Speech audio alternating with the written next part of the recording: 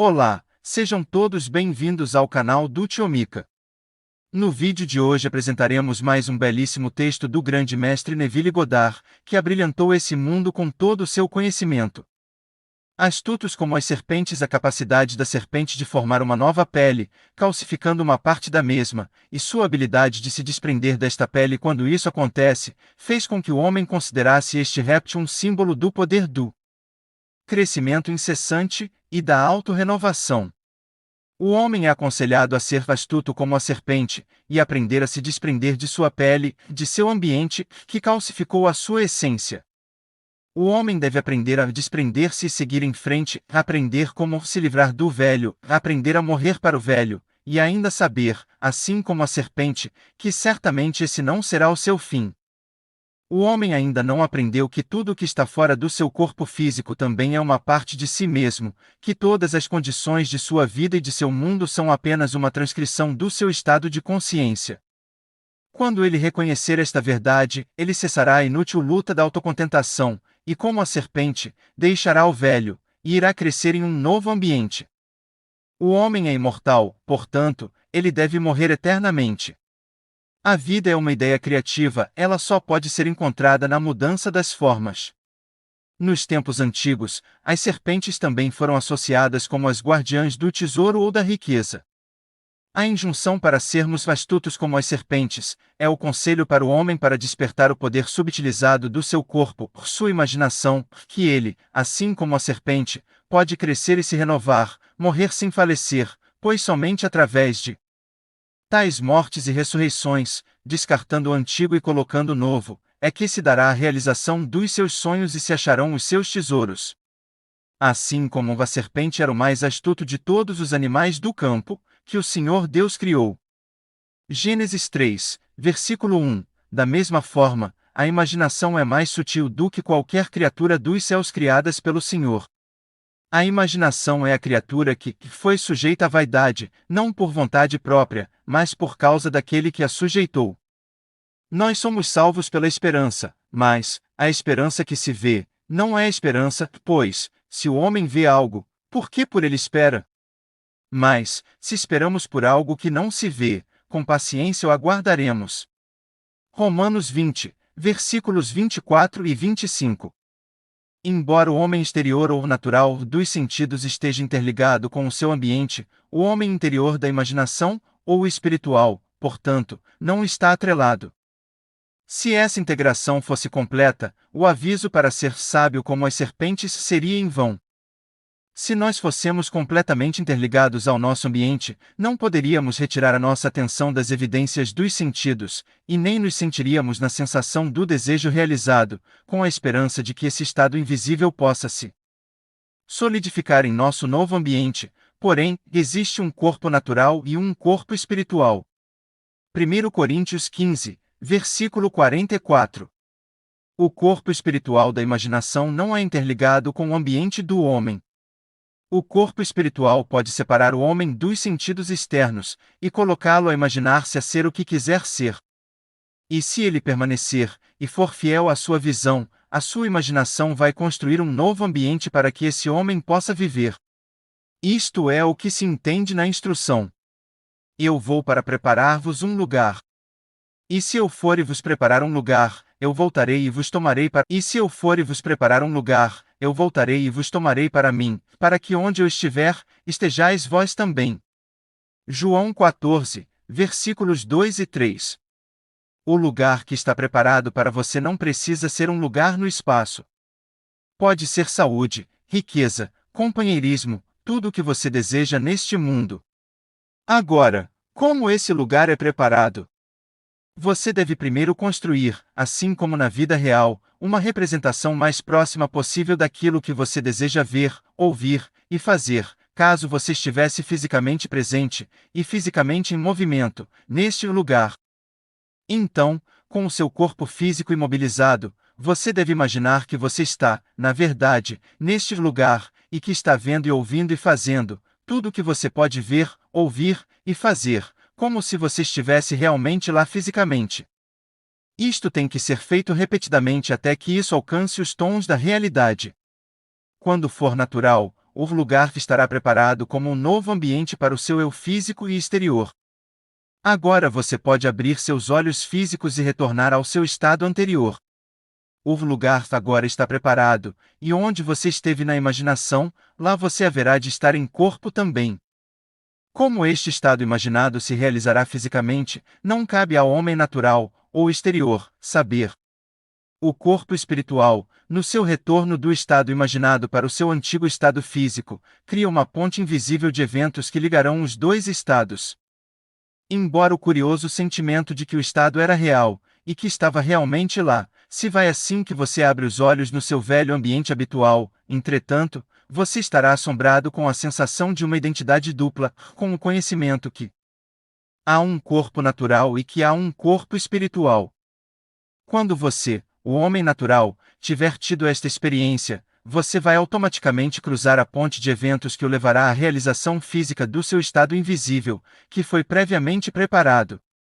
Este conceito, que o homem é dual, e que o homem interior da imaginação pode habitar em estados futuros e retornar para o momento presente, criando uma ponte de eventos vinculando os dois estados, bate violentamente de frente com a visão amplamente aceita sobre a personalidade humana, e a natureza é a causa dos fenômenos naturais.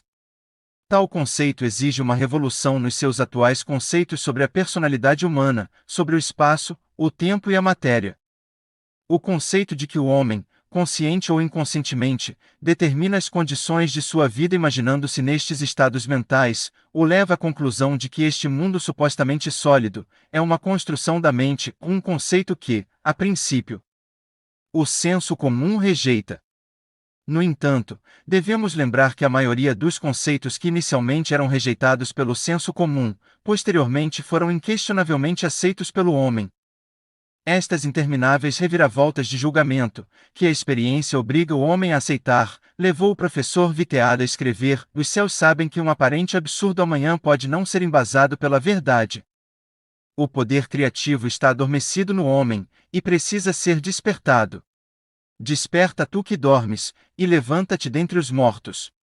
Efésios 5, versículo 14. Acorde do sono que te diz que o mundo exterior é a causa das condições de sua vida. Ressuscite do passado morto e crie um novo ambiente. Não sabeis vós que sois o templo de Deus, e que o Espírito de Deus habita em vós? 1 Coríntios 3, versículo 16. O Espírito de Deus em você é sua imaginação, mas esta dorme e precisa ser despertada para que você se eleve sobre os limites dos sentidos, onde você tanto tempo permanece ocioso. As infinitas possibilidades que se abrem a você à medida em que você se torna astuto como uma serpente, estão além de qualquer medida. Você escolherá as condições ideais que você quer experimentar, e qual o ambiente ideal você quer viver. Experimentando esses estados na imaginação até que eles ganhem vividez sensorial, você irá externalizá-los tão certo quanto a serpente hoje pode exteriorizar a sua pele. Depois que você sobrepor-lhes, em seguida, você irá descartá-los tão facilmente como a serpente se desfaz da sua pele. A vida mais abundante, o próprio propósito da criação, não poderá ser alcançada, salvo através da morte e ressurreição. Deus desejou uma forma, então ele se tornou homem, e não basta para nós reconhecermos o seu espírito, operando através da criação, nós precisamos enxergar as suas obras em suas formas, e dizer que isso é bom, mesmo que tenhamos que transpor essas formas constantemente, e para sempre. Ele se eleva, através das vastas nuances do prazer, aonde se arrebatam as batidas do peito, perto de um fim, que sim, regressa, porque o seu toque é infinito, e presta uma direção para todos os fins.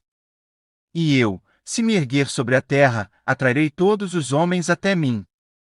João 12, versículo 32. Se eu me erguer sobre as evidências dos sentidos e me elevar ao estado de consciência que eu desejo realizar, e permanecer neste estado até que ele me pareça natural, eu formarei este estado à minha volta, e todos os homens irão vê-lo. Mas como persuadir o homem que isto é verdade, que a vida imaginativa é a única vivência, que assumir o sentimento do desejo realizado é o caminho para uma vida mais abundante, e não uma compensação, ou escape, esse é o problema. Enxergar através das vastas nuances do prazer que habitam nos reinos da imaginação, significa que para apreciar e desfrutar do mundo, é preciso viver de forma imaginativa. Você deve sonhar e habitar os seus sonhos, e então crescer para transpô-los, continuamente, e para sempre. O homem sem imaginação, que não vive a sua vida em um nível que ele possa enxergá-la de uma forma mais elevada, é semelhante à mulher de Ló, uma pilha de sal de autocontentamento. Por outro lado, aqueles que não aceitam a forma como algo não espiritual, e que não aceitam a encarnação como uma experiência não separada de Deus, são pessoas ignorantes do grande mistério: Deus foi manifestado em carne. 1 Timóteo 3, versículo 16. A sua vida expressa apenas uma única coisa apenas, o seu estado de consciência. Tudo depende dele. À medida em que você, através do intermédio da imaginação, assume um estado de consciência, este estado começa a ganhar forma, ela se solidifica ao seu redor, e como a pele da serpente, calcifica à sua volta. Mas você precisa se manter fiel a este estado. Você não deve mudar de estado para estado, mas sim o contrário, você deve esperar pacientemente pelo estado invisível, até que ele ganhe forma e se torne um fato concreto.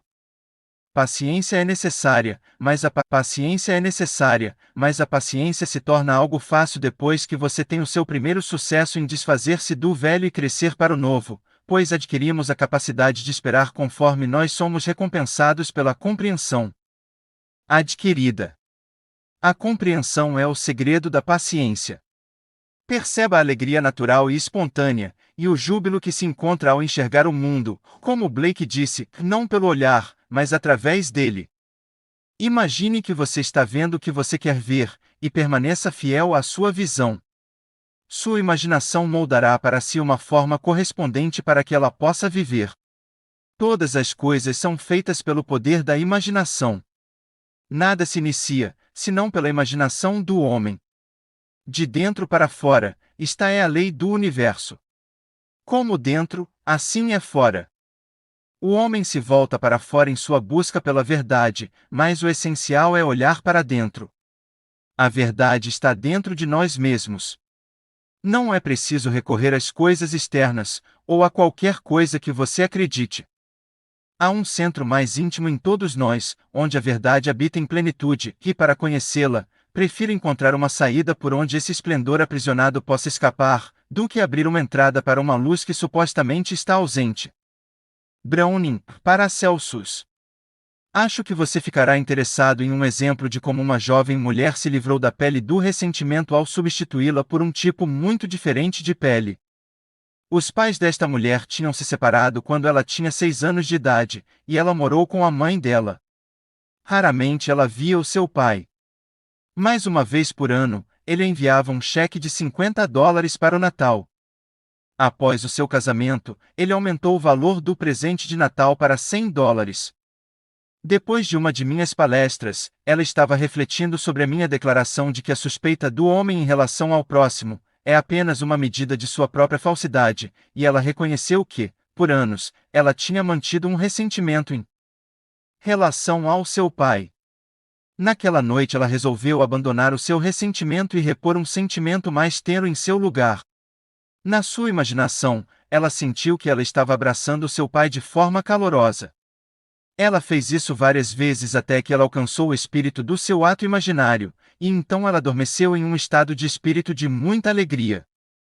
No dia seguinte calhou que ela estava passando por uma sessão de peles de animais, em uma grande loja de departamento na Califórnia. Já havia algum tempo que ela estava considerando a ideia de ter um novo cachecol de pele, mas sentia que ela não tinha condições de pagar por um. Desta vez seus olhos vidraram em um cachecol de Doninha Martês, e ela o pegou e experimentou. Depois de se sentir e se ver nele, relutante, ela tirou o cachecol e devolveu ao vendedor, dizendo que ela realmente não podia se dar a esse luxo.